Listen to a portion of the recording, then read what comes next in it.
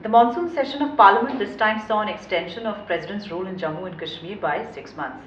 During the speech responding to the debate on the issue in Parliament, Union Minister Amit Shah also spoke about deepening democracy in J&K.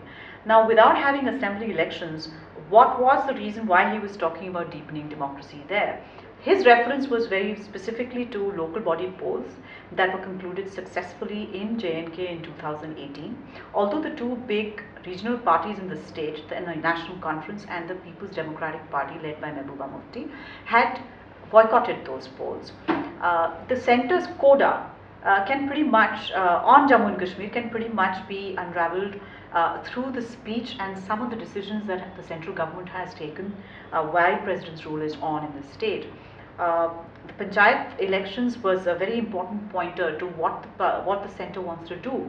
The second is that the very fact that elections have taken place for the first time since 2010 means that about rupees 2,400 crores of money for devolution to panchayats will be unlocked from the 14th Finance Commission award.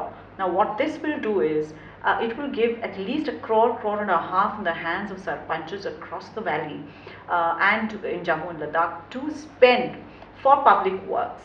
How will that help in terms of just changing the scenario in the state? Now, this is just the central government's idea that if among these 4,000 people and the other set of panchayat elections that will take place, this was an undertaking that Mr. Shah also gave in Parliament up to Zilla Panchayat level, is to basically create a set of people's representatives at the lowest rung of the political hierarchy who may give a push and might want to enter state politics. What will this do? The calculation is that it might change some of the politics in the state, which has revolved around certain families and certain political parties. Will this happen? That's pretty much in the future, and it's a bit of a cipher.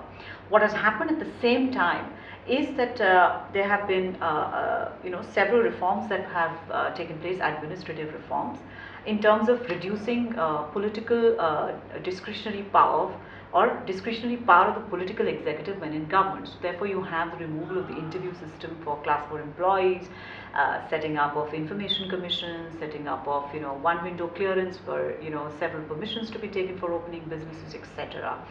An anti-corruption bureau has also been opened with 6 police stations under its remit. And the government has acted on RBI audits of the J&K Bank. Now, the J&K Bank raids are also an important pointer in what the centre is trying to do. The J&K Bank has a large reach in the Jammu and Kashmir. It is also one of the few banks, that is only bank actually, which is owned by the state government in this country. And everybody, almost everybody has some sort of in the state has some sort of a commercial relationship with J&K Bank. This includes a plethora of people from the political elite to the working man. RBI had made a lot of warning sounds about some of the activities that were going on there, and the central government says that it's acting tough on them, and therefore putting some of the elite in a very uncomfortable position. What does all of this mean?